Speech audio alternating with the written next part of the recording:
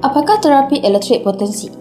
Pada tahun 1928, Jepun menyelidik peranti elektrik potensi pertama dan menjalankan ujian klinikal di Hospital Awam Fukuoka. Banyak pesakit yang kritikal dan sakit teruk telah mengalami peningkatan yang ketara selepas menggunakan terapi ini. Pada tahun 1959, Profesor Shin Mizoguchi dari Universiti Tokyo menyokong bahawa terapi elektrik potensi tidak mempunyai kesan sampingan kepada badan manusia.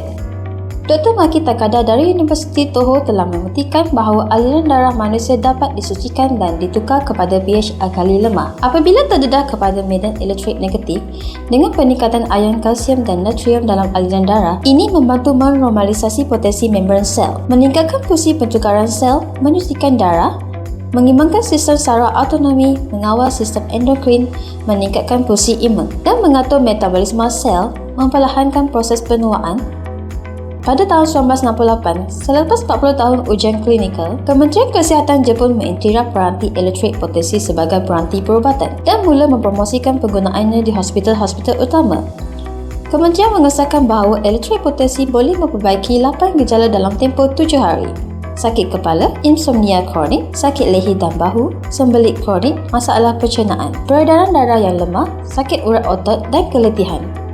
Pada tahun 2003, pengasas M-Life, Presiden Encik Liu Manyi memperkenalkan peranti elektrik potensi dari Jepun ke Malaysia, menubuhkan 34 kedai pengalaman. Pada puncaknya, lebih daripada 15,000 orang mengalami terapi ini dalam sehari. Banyak pengguna telah mengalami peningkatan termasuk pengurangan sakit kepala, tidur lena dan lega dari sembelit dalam tempoh 7 hari. Sesetengah yang bergantung kepada ubat penahan sakit sebelum ini telah pun berhenti memerlukannya. Ada yang menggunakan selama 1 hingga 2 bulan melihat tekanan darah tinggi, kolesterol tinggi dan gula darah tinggi mereka menjadi lebih baik. Kami gembira melihat pelanggan tersenyum dan memperlihatkan laporan kesihatan mereka. Mereka mengatakan tekanan darah, kolesterol dan tahap gula darah mereka semua menurun ke tahap yang sihat. Seorang pelanggan pernah mengalami stroke dan menggunakan kerusi roda untuk jangka masa yang lama. Selepas menggunakan terapi elektrik potensi selama 3 bulan, sesuatu yang menakjubkan berlaku. Pelanggan itu boleh berdiri dari kerusi roda dan berjalan perlahan-lahan ke kedai kami di tingkat pertama. Bolehkah individu yang siap menggunakan terapi elektrik potensi? Tentu saja mereka boleh. Banyak orang yang menjalani rawatan elektrik potensi mengalami peningkatan vitality dan sesetengah orang dewasa yang lebih tua mendapat semula rambut hitam. Apakah elektrik potensi? Ia tidak sama seperti elektrik rumah tangga. Tubuh kita secara semulajadi mempunyai bioelektrik. Ujian perubatan yang biasa digunakan elektrokardiogram ECG merekodkan isyarat elektrik dalam jantung untuk memeriksa keadaan kesihatannya. Jadi, apabila badan manusia tidak lagi menghasilkan bioelektrik, bermakna individu tersebut telah memasuki fasa kematian. Mengapa terapi elektrik potensi dapat membantu badan dengan begitu ketara? Badan manusia terdiri daripada kira-kira 60 trilion sel. Setiap sel mempunyai potensi membran sel, juga dikenali sebagai bioelektrik. Kanak-kanak mempunyai potensi membran sekitar negatif 90 mV, tetapi apabila orang menua, potensi ini boleh menurun. Jadi, individu yang lebih tua mungkin hanya mempunyai potensi negatif 50 mV dan mereka yang mempunyai kesihatan yang lemah mungkin mempunyai nilai yang lebih rendah, bahkan serendah negatif 15 mV pada pesakit kanser. Dengan kata lain, apabila sel-sel mempunyai potensi membran yang mencukupi, mereka boleh berfungsi dengan betul dengan menyerap nutrien, air dan oksigen sambil membuang bahan buangan, membawa kepada penyucian dan keadaan alkali yang lemah. Apabila bioelektrik berkurangan, sel-sel boleh menjadi sakit, kehilangan fungsi dan menjadi separuh sihat atau bahkan menjadi sel kanser. Setelah bioelektrik lenyap, hayat berakhir. Pepatah berkata, darah yang tidak bersih menyebabkan banyak penyakit dan penyakit timbul daripada keasidan. Darah yang tidak bersih atau asidik sering menjadi punca akar banyak penyakit. Setelah darah menjadi asidik, tubuh boleh mengalami kesakitan dan kekebasan.